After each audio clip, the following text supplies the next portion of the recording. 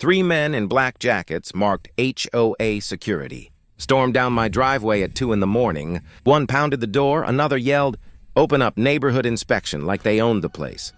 Before we dive in, comment what country you're watching from. Let's see how far this story travels. It started 2 weeks earlier with Karen Whitlow, the self-appointed queen of our HOA. She'd been on my case for everything. Porch lights too bright, truck too big, even mailbox color. Then I caught her snapping pictures at night. Next morning, a note.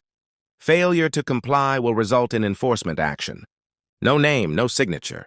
When I called the HOA board, they denied sending anything. That's when I realized Karen was running her own fake enforcement squad. 2 nights later, she stood across the street smirking. "You've been warned," she said. "My backup's coming tonight." I laughed, but turned my cameras on. At 2 a.m., motion alert. Garage detected. I opened the live feed, 3 men in black. HOA Security on jackets. One with zip ties, one on a radio. They weren't inspecting. They were breaking in. I called the sheriff. When they kicked my gate shouting HOA enforcement, I lit up every floodlight. Faces froze. Moments later, flashing red and blue lights filled the street. The fake HOA cops panicked. One ran but got tackled. The other 2 dropped in my driveway. And Karen pretended she knew nothing. Until one yelled, "She told us to do it!" Turns out Karen hired them through a shady private compliance firm online.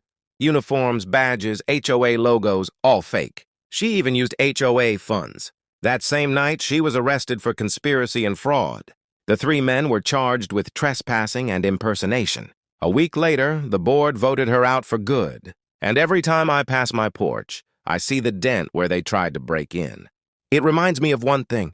When an HOA Karen calls for backup, she better make sure they're real. If you enjoyed this story, like, subscribe, and share, because the next HOA tale is even crazier.